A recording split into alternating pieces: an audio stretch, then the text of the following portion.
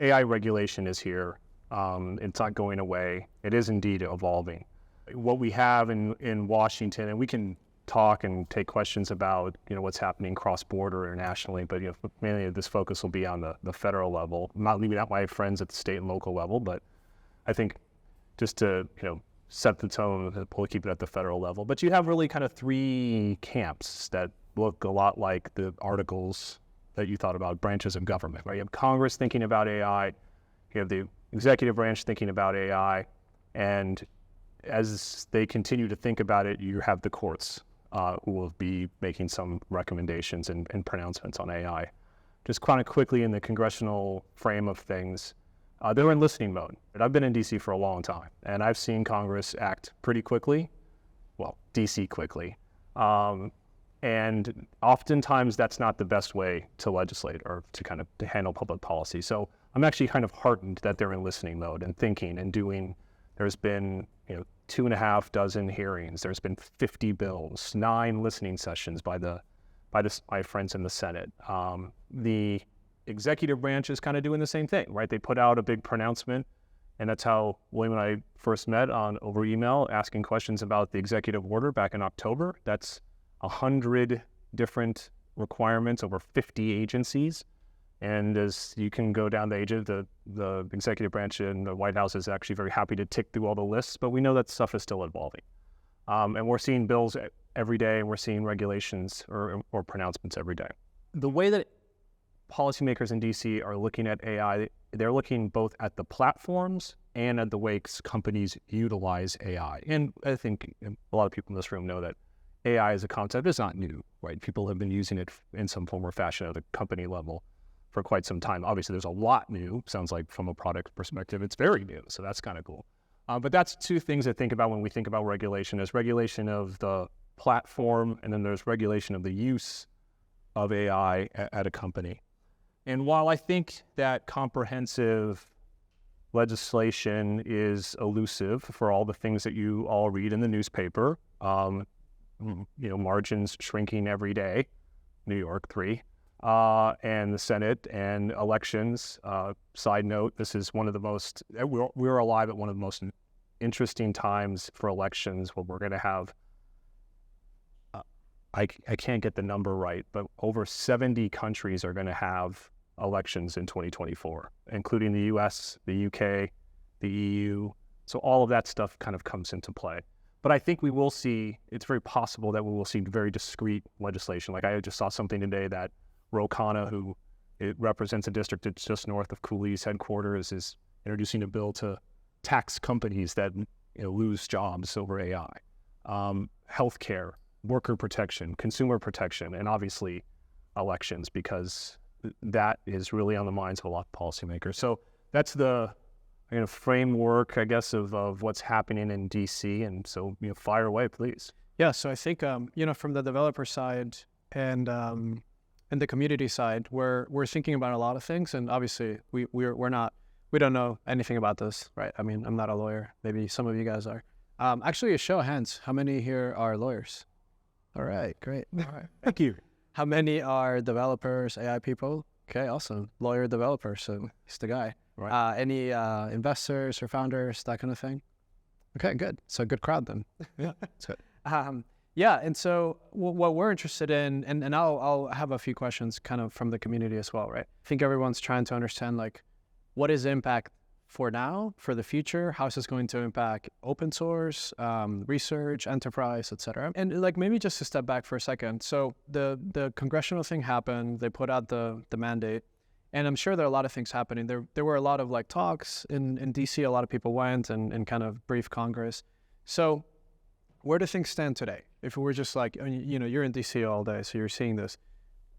Like, how would you summarize what happened last year and where we are today, and what we think will happen over the next few months? Like, how will they action that feedback? Well, I think the way I'd look at it is we're at an inflection point. And last year was really, with that executive order, one of the larger pronouncements around AI regulation.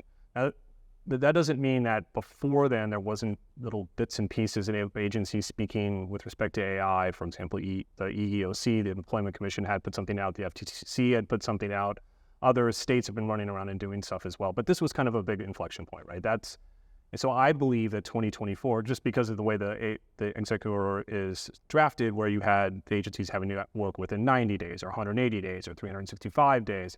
So we're at a point now where we're going to start to see the contours of regulation. And as everybody remembers kind of from their Schoolhouse Rock thing, there's how a bill becomes a law, but there's also how a rule becomes a rule, right? And so you're going to see things like proposed regulations where people are going to comment and seek, the agencies are going to seek comment, guidelines that are a little sub-regulatory, right? So you don't have to go through the full process.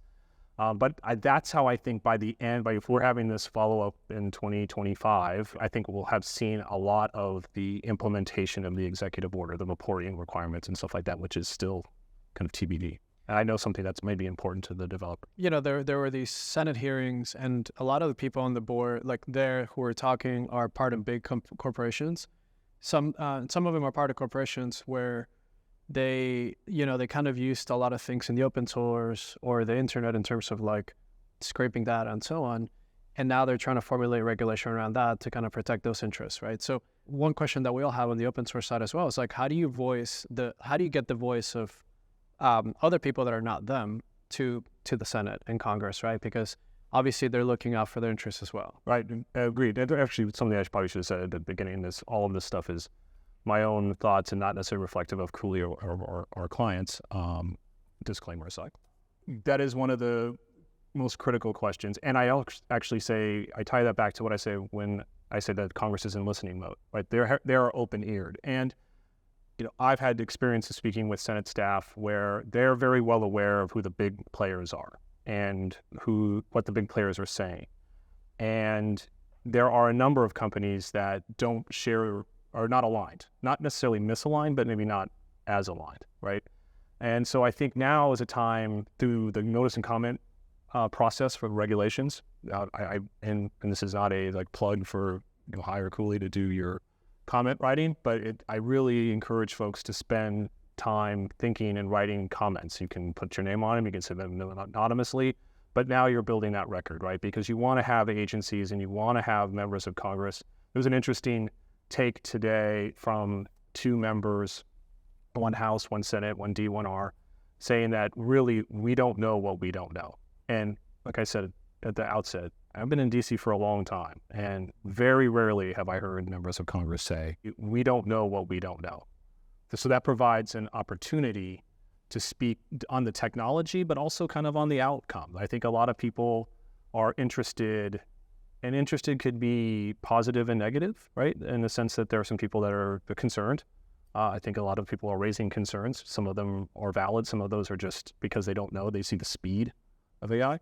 But I definitely think there are opportunities now that are DC structural to get the voice of the people who are actually building this technology and working with this technology into the conversation. You mentioned data scraping, right? And so right now the focus around that, or the proclivity with regulators, is on the copyright owner side, right? They're just kind of trying to figure out, what does that mean? Who owns this? The Copyright Office has said that outputs aren't able to avail themselves of current law, but at the same time they're taking comments on a rule to perhaps change that. And so you want to make sure when you're looking at some of this regulation that you're understanding where the balance is and where things are trending. And again, scraping is a great example because there were any number of artists, an artist in the broadest sense, movies, teaming, singer-songwriters coming up and saying, hey, look, they're taking my thing.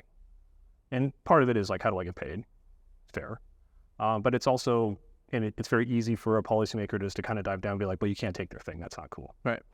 So I think, okay, let's talk about data scraping for a second, because that's a big one, right? I'll ask the question, is it legal to scrape data, first of all? So just very simply. It's a simple question with a complex answer, right? It depends.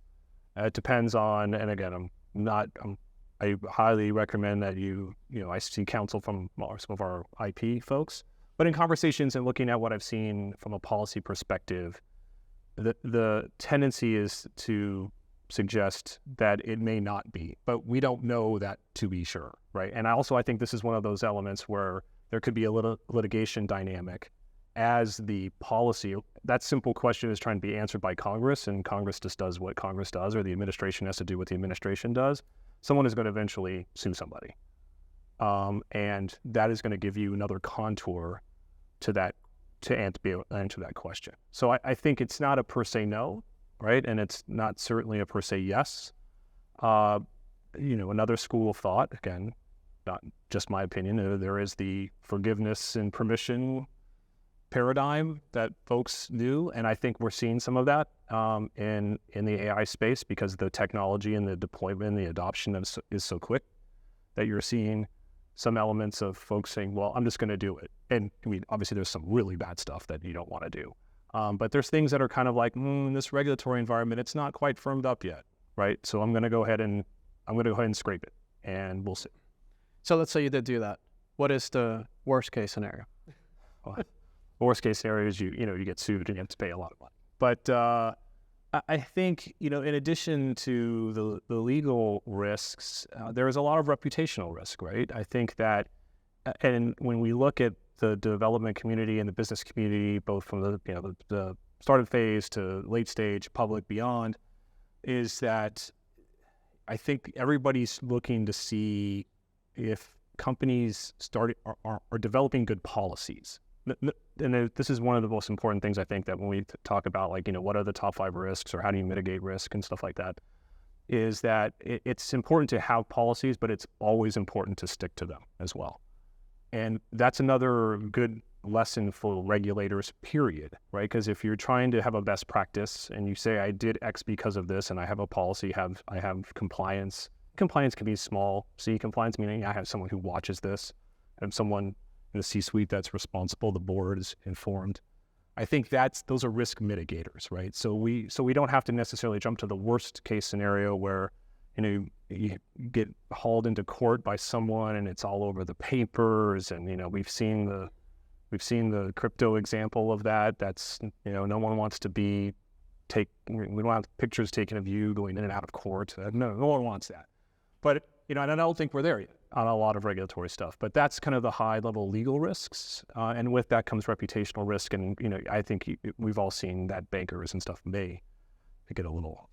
Yeah. I mean, I think the crypto is a good example, right? So if you haven't been following, FTX, big exchange, went under for a lot of issues, right? But then we discovered that they were obviously lobbying a lot and spending a lot of money on politicians and so on. And, I don't know the details of what these leaders in these AI companies are doing today in Washington, but I would assume that there's some elements of that going on. And if you kind of follow what happened there, they were trying to regulate industry because they broke the law a bunch of times before. And they were like, okay, well, we got away with it, so let's regulate it so that we're okay. And then we can also not have competitors because of that as well. Exactly. And, one thing I like to say is, there are very few, I shouldn't say no, but there's very few new ideas in Washington, right? And nothing ever dies. And so things build on themselves. And so the FTX example is now going to be in the minds of policymakers as they think about regulating this space as well. The other thing I think that's important from that when it comes to engagement of policymakers, which I highly recommend, right? Everyone should, avail themselves of reaching out to their local politician, participating in forums, but you need to come to policymakers when you don't need them. And I think one of the biggest flaws in the FTX advocacy model was, I have a lot of money, I'm just going to throw it around, I'm going to hit the max out ceilings, maybe I'm going to go beyond them. But they treat it as a transaction, almost like a business transaction. And as modernized as Washington is becoming, it's still a relationship town. You build relationships so you can not necessarily have them when you need them, but so people can become your champions and your evangelists. And that's why I think the smarter organizations and companies in AI will do that. Hey, look, I just want to come and tell you what's happening out in the real world. I want to show you my product. I want to show you some of the concerns, some of the questions I had. Maybe I'd like to see a regulatory environment that gives me the rules of the road so I know what to do, and also kind of cuts out the bad actors, like the folks who will never follow the rules. right? There are people that can advance regulation without stifling innovation. That's the conversation that I think I would encourage people to be having now. So given all that, what if you were to like read the minds of politicians today, what do you think are like their top 2 or 3 fears about AI that they're like, oh my God, we have to regulate it because these things will happen? I think number 1 is their own jobs. I think they are this is something that thankfully we don't deal with at Cooley because we don't play in that world. But I think it's illustrative of what policymakers, what's a motivator for policymakers to act. They're very concerned about deepfakes. They're very concerned about AI, robocalls, and some, the notion that someone is going to be put in a place or say a thing that they never said. And once that bell is rung, it is almost impossible to unring it. So I think that is a motivator. So what do you learn from that? Of course, the election piece, but it's something that there's fear of the unknown is one of their top concerns. I think another concern or another issue, concerns is probably not is too strong a word, is consumer protection. Do regular consumers understand what AI is doing? What information they're receiving? How are they receiving it? What is it? Is it helpful? Again, things that can be explained for sure. I think the third one is worker protection, loss of jobs, automation. And I'm not talking about my job. ChatGPT can't do it. No, I would suspect not. No, but that, like I was kind of mentioning, that AI tax bill, which I don't believe we understand how that works, and I've done some tax work, but the premise of it is that workers need to be protected in this new world. Don't stop the technology, but what do we do with this workforce? There was a book some years ago, Rise of the Robots, that kind of preceded all of this conversation. And if you read that, that was what it believed was stoking the fear of worker or workforce disruption. So I think that is something. One thing I would say on the positive side, again, this list can be infinite, but I think in the top is healthcare. And what can AI do to speed up the clinical trials, make more efficiencies, make drugs more available, which if you speed up the efficiency, arguably you could lower the cost, right? Because the costs, and that kind of goes back to the very number 1, cost of drugs is a big issue for politicians. So I think those are some of the things that are swirling around these, and you can divine those from the 9 AI forums that happened in the Senate. They were all broken down by different elements. There were some like national security things. I think that's probably something as well. But those things, and they operate together, right? Not linearly or sequentially. So part of the protection, it sounds like they're honing in on this open source versus not debate. Like, why do you think that they would advocate for not open source or for open source in a way to like kind of achieve these 3 goals that they have, right? Like, I don't want to worry about jobs, all these other things. How do they think like putting regulation in open source will achieve that? I'd like to say they know, but I don't think they do, right? I think they see the AI from a product standpoint, a thing. How does it work? And I don't mean like what the guts of it are, open source versus not. So I think that, again, that's another area where I would encourage folks to reach out and help them understand when you see a policymaker in Congress or the administration talking about a particular policy area, healthcare, national security, et cetera, there's room there to educate as opposed to what the 2 models are. And also one of the important points, and this kind of goes back to I was just talking with a colleague of mine. One of the things I've done in the past was worked on the Microsoft case, Microsoft versus everybody else, including Scott McNealy, right? And this kind of closed versus open, Apple with the walled garden, all these things that people talked about. Though, again, nothing ever dies in Washington, new issues. Kind of the same thing. And that's where, I don't want to see policymakers just head. And that goes to one of your earlier points about who is talking to these policymakers, right? And who is driving that conversation. And the point that I also made is engagement is important, constant engagement. And then trying to develop a situation where regulators don't default to the easiest thing because some large company says, well, this is, of course, this is going to solve all your problems, and everything else that doesn't look like this is bad, so you should regulate that out. Yeah. I mean, a lot of this regulation that came out, it seemed to focus on regulating things like size of models, parameters, that kind of thing, right? And so it almost feels like they're regulating the models, not the uses. And I think historically, kind of the best thing for technology has been to regulate the use of something, not the technology itself.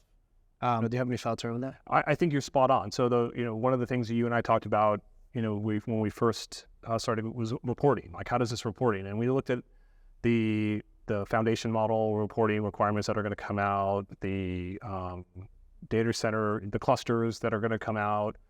And when you look at what's been discussed, it always says it's going to be how companies report.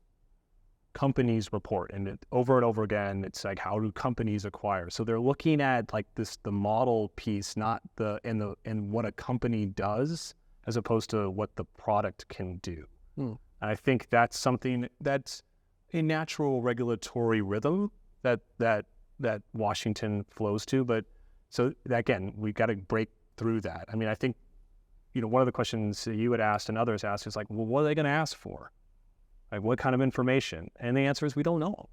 But I mean, we can look at a proposed regulation that came out with foreign use from the Department of Commerce. It's basically like an AI KYC, know your customer type thing. But they're asking for names, addresses, emails. And then I was looking just to make sure I wasn't crazy today. I'm like, how is it going to be reported? And it had one of my favorite Washington line, in a method to be determined by the secretary. So we don't know. We don't know. So I think that you're right. It's they're moving towards a target where they're like, well, if we get the clusters, or if we make people tell us about their dual use foundation model, then we'll have some answers. But that doesn't really tell you what it does, or what the benefits of what it does. Well, I mean, it's kind of missing the point, right? Because if you go report on I don't know, parameter counts or cluster counts, their research today, and I believe that as a researcher, in the next few years, we're going to move towards kind of smaller models that do really well, right? Like local models, things that are maybe 1 billion or less parameters, or fewer parameters. And these things are going to get more and more capable. So like, sure, if you put regulation around it, it's got to be something that was trained on more than 1,000 GPUs. Like, you can do some pretty cool stuff on a few GPUs nowadays. Right. And pretty soon, maybe on your laptop, right? So you'll have models that are extremely powerful that didn't have all that compute. So I don't know, it seems like the application of those models, like if you make that model do deep fakes, that's illegal. If you make that model develop drugs, that's fine. Right. Right. So is there anything that the community, or I don't know, the developers can do to like let Congress know about that? I think there are, and I think the way you described it is the way that developers should be speaking to policymakers, and as with plain English as possible, without dumbing down or losing the point, right? So even on the clusters, I got to look at it because I'm not the technology guy, but it's 100 gigabit per second. That's what's in the executive order. And I remember you're like, well, what is that? I think that's pretty much every cloud cluster nowadays. Right? I don't think that's kind of what they were aiming for, but it was information that the administration took in from somewhere, which they do, thought about it. But it's also static, right? I know enough to know that it's a static capability. 100 CPU, also static. I think on one hand, that's what's leading to this slow rollout and ongoing kind of conversation around when to regulate, but at the same time, I think there needs to be a plain English conversation saying like, well, that's not the regulatory issue. What you should find out is what can achieve your policy goal from a technological perspective. And I think everybody on the Hill would understand that, right? Yeah, just from a phone, your phone perspective. Yeah, I feel like there are probably one or two analogies. Like I'm thinking like a car, for example. Like if you try to regulate the number of cylinders in a car, like, I don't know what that does, because like I'm sure there are great manufacturers that can get a car to go 200 miles an hour with the fewer cylinders or fully electric or something, and suddenly you bypass that, right? Right. Or even your phone, like maybe you can't do certain things on a device that's this big, but then you get smartphones that are below that, right? That's right. That's right. And in your car example, is the goal to have a car that's fuel efficient or that is safe. those are your policy goals, your targets. It should be your regulatory targets. And I think that's what developers need to communicate through their channels to their policymakers. So what's a summary of the kind of requirements right now? So if you're training models today, which a lot of us are, what are the things you have to report? Has anyone fallen under those guidelines? The reporting is still TBD. I wish I could have a better answer, but I think there's some things that, and that companies and developers, platforms can be thinking about as they're thinking about, how to, as Wayne Gretzky said, we skate to where the puck is going, right? To the regulatory puck is going. So we don't have like a very clean set of rules or a piece of legislation that defines that. But I think, having things like clear policies, like I said, on the use, what you're doing with it, adherence to those policies, being transparent as much as you can, explaining what you're doing and why, diligence of the use of tools, asking questions of the tools that you're using, being prepared to answer those, from not just from regulators, but just from the business community, because you can aggregate all of that stuff up and be able to be prepared. So I guess the answer, the summation of that is like, now is the time to get prepared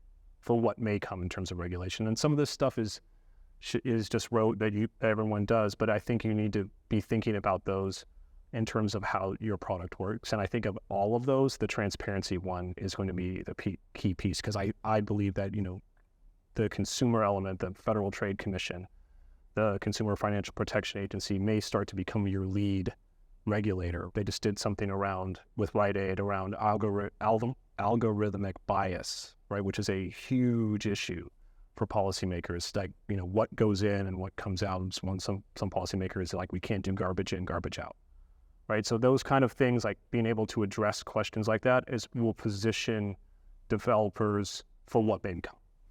If you're training a model or you're doing research or you're at an enterprise, I'm talking both academic and enterprise, you're basically, it sounds like today, there's nothing you really have to do other than potentially track kind of everything that you're doing, so that when the time does come, you have to report it, but you don't need to stop doing it. Would that be fair? I think in many cases it is. I think the way I would also look at it is, look at the landscape, right? If you see agencies coming out with guidelines or agency heads making speeches, FTC Chair Lena Khan making a speech about the importance of protecting consumers.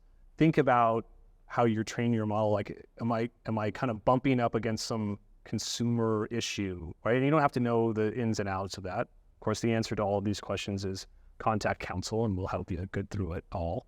Yeah. But in all seriousness, like, those are the types of things I would do, right? Just see the landscape, see those questions, understand that they're serious. Kind of going back to the very beginning of this conversation, they're thinking about this stuff, right? And they're trying to avoid a mishap. So I wouldn't say there's enough to just keep doing what you're doing, but you don't have to stop and wait for a regulation or a piece of guidance to come out. But I would look at that kind of ongoing, evolving thing. So, another thing that the folks in Washington do is they signal a lot before they actually regulate. They will tell you kind of where they're headed. And now, to kind of close that conversation, we are in the silly season, and people are running for office, and people are positioning themselves to be either the extension of this administration or another administration, Congress. There's some signals there as well, because I think AI regulation is one of these strangely nonpartisan, I wouldn't even call it bipartisan, it is a nonpartisan issue. Everyone doesn't want to do the wrong thing. Got it. I mean, yeah, that's very helpful. I think everyone's just kind of worried, like maybe they're already kind of breaking the law in some way or are going to. I think it's a fear of the future, unknown future that's getting everyone. So if we look at an analogy like crypto, right? So crypto's been kind of like Wild West forever. And I think regulations, I don't know if it's come down yet, but it's going to. And you kind of see retroactively it being applied to a bunch of exchanges now, right? Mm-hmm. So what was that kind of journey like, and what's happening there? Because I think that would probably tell us, like, okay, once it has been applied, how does it go and like backfill and like kind of hit everyone else? Yeah, I think that is a great example. I mean, there's, again, the same, just like AI, there's no seminal crypto law, but the Department of Treasury has spoken about illicit finance. There's been any number of conversations with Chair Gensler about the use of crypto and leading to the approval of the spot ETF and all of that. I think that journey, though, is illustrative, right? It started off as policymakers not knowing, companies kind of walking in saying, well, you don't know, don't just leave me alone, I'll just do my thing, it's good for the world. That doesn't really resonate with policymakers.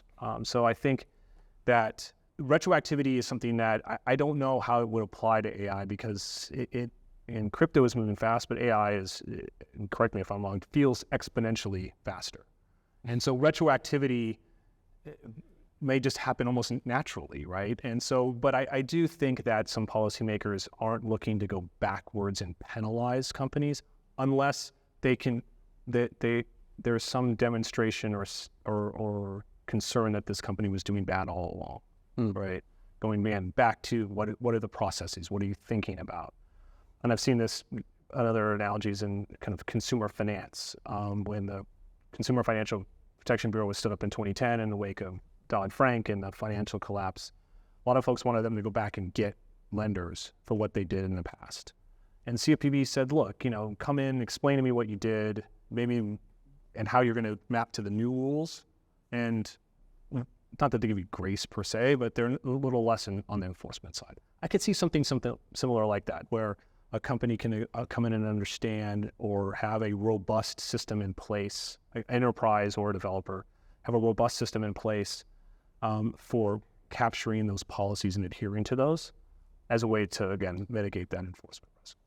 Yeah, and I think one thing that enterprises are thinking about in terms of risk mitigation is, if you work with companies, startups, or other enterprises, or even use like open source tools, and there are like lawsuits against those things, right? Which I think there are a few floating around.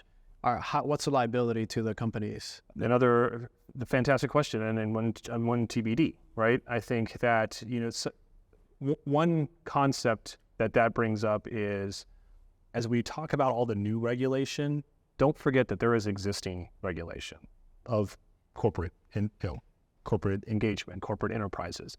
One of the things that I've seen in Washington recently is, again, using Chair Gensler as a proxy for this, where he was talking about AI, and he's like, look, fraud is fraud.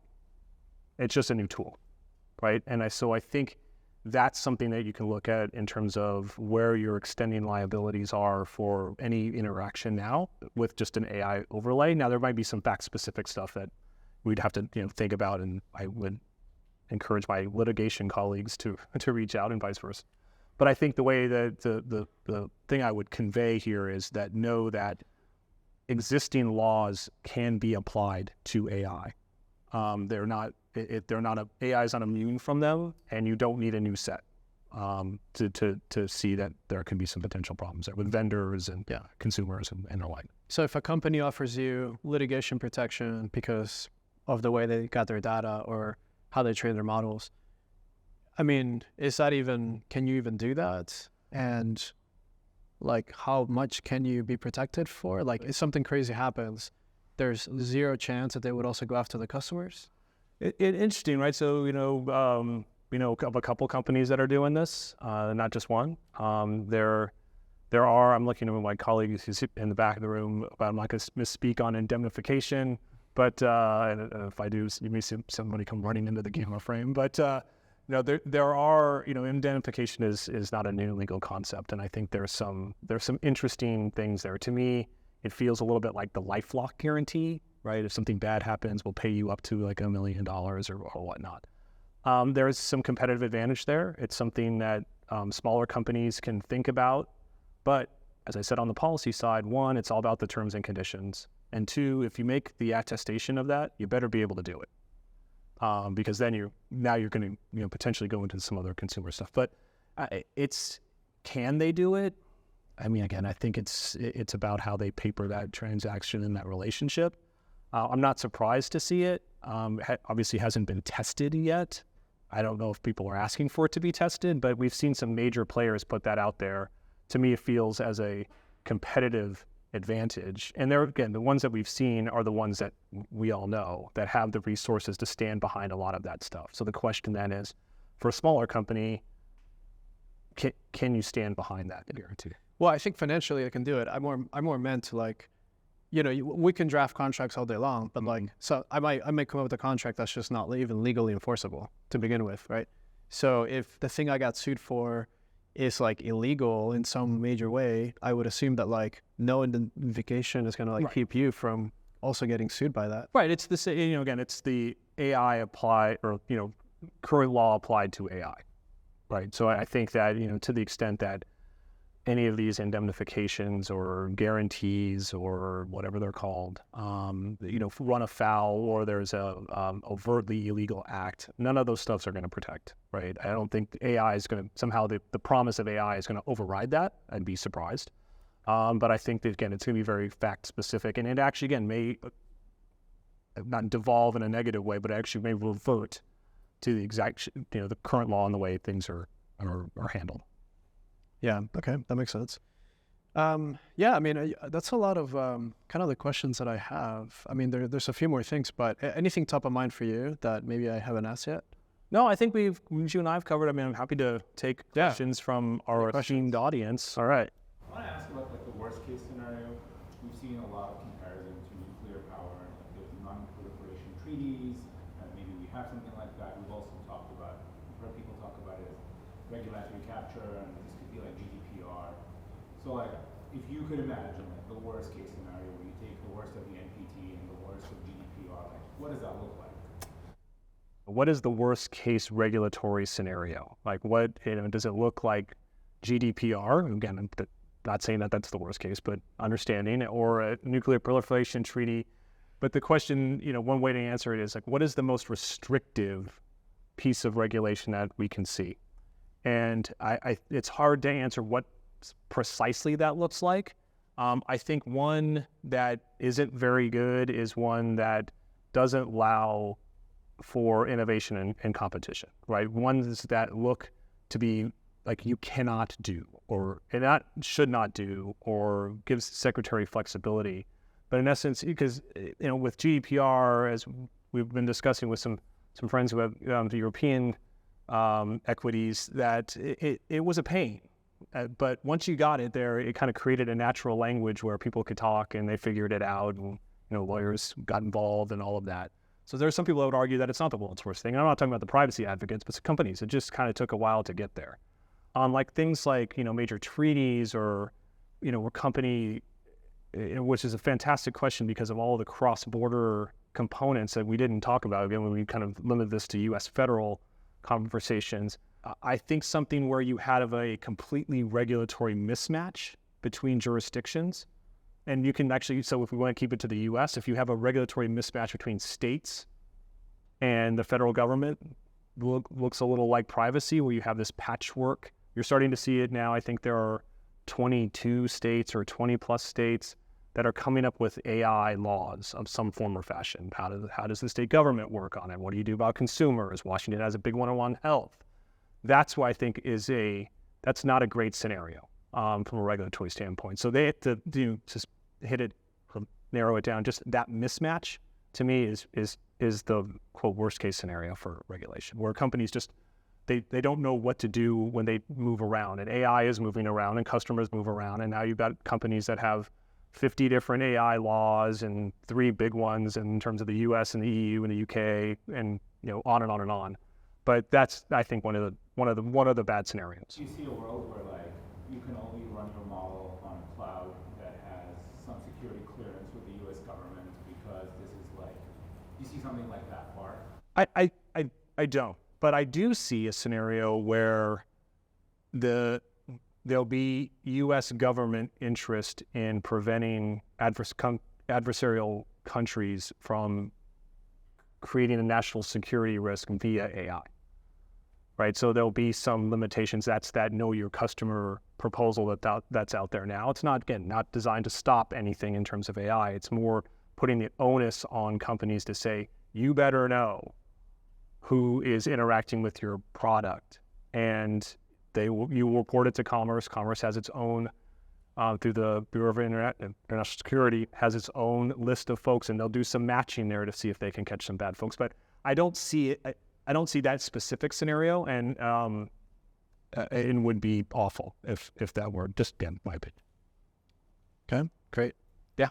Can you talk a little bit about how the classification of machine learning models as a dual use could affect like international transfers of scientific knowledge about them, or could affect companies that have research labs in multiple countries that work on AI? So the question was, how would dual use models work where you have interest in other countries or different jurisdictions, right? I'd love to be able to come and say it's like this, right? I think it's an evolving and a very good question, but I think one that it evokes is, what are the different international regulatory frameworks around AI, and in particular dual use models, right? So the way that commerce, U.S. to commerce looks at dual use is like, can something write poems and do something else, or write music or drug development, right? So it's an interesting way that we define dual use as opposed to the way the EU may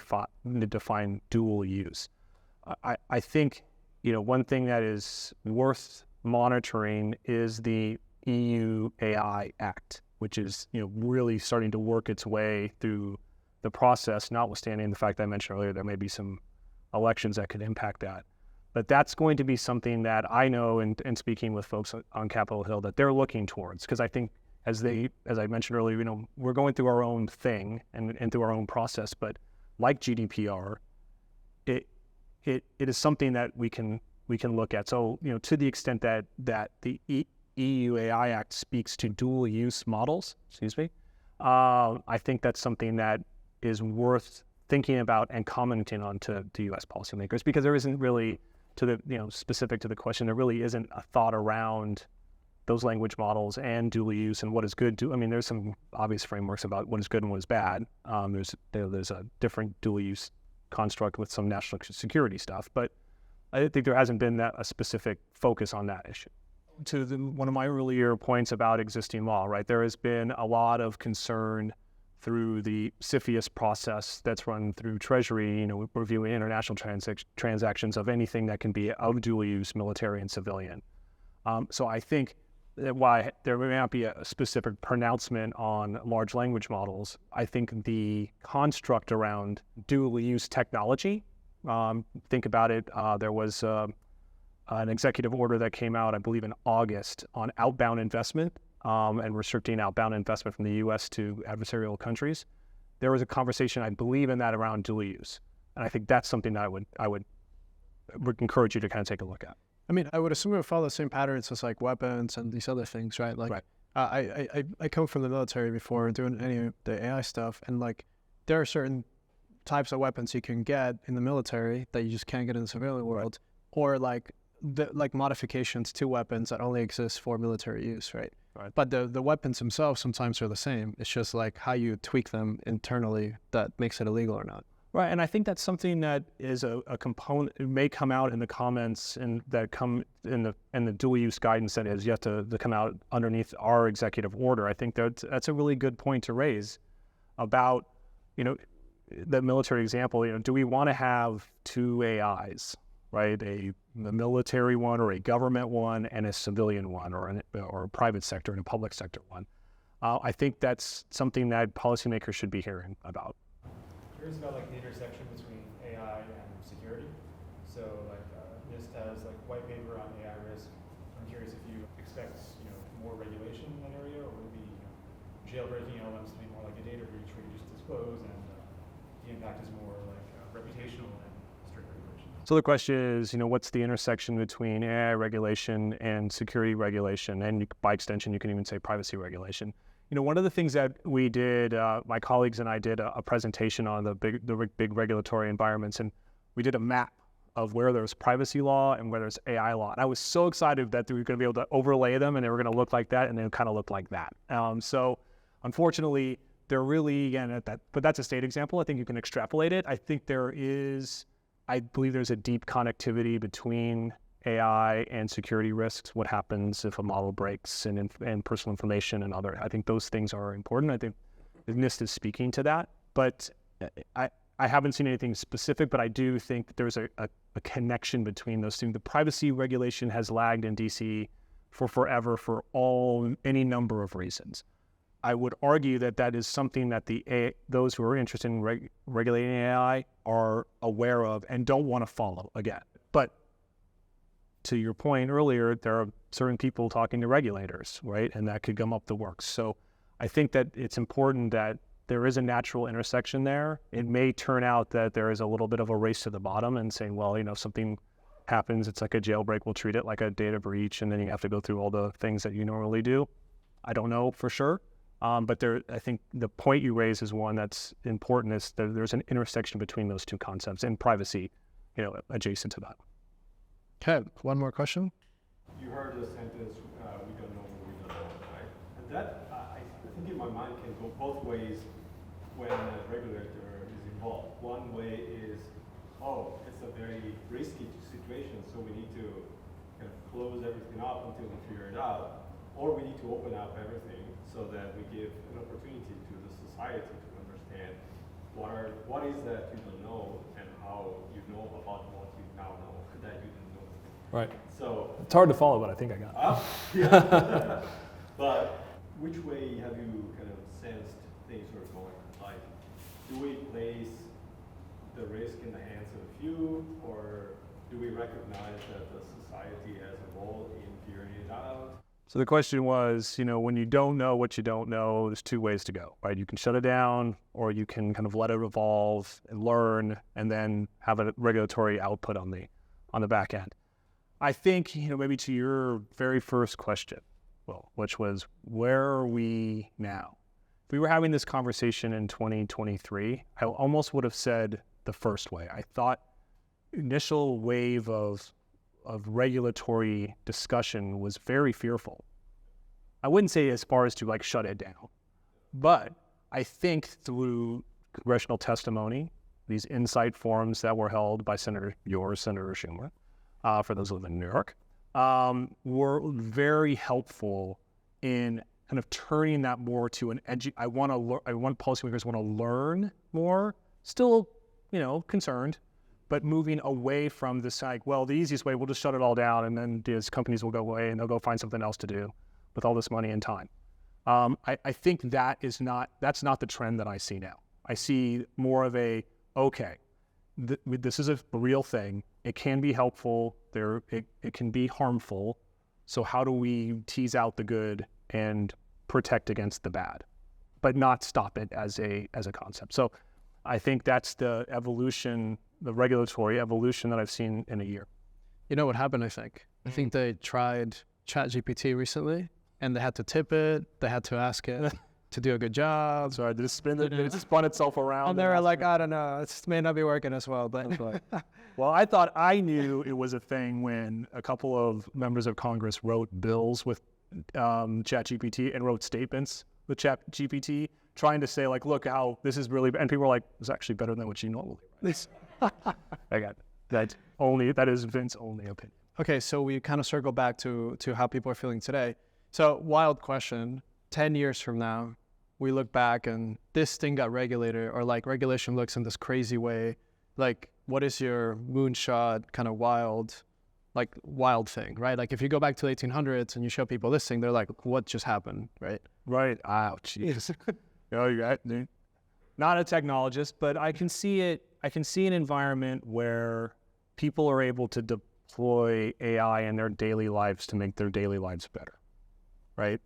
And I don't know exactly what that is, but I feel like it's going to be ubiquitous in a sense.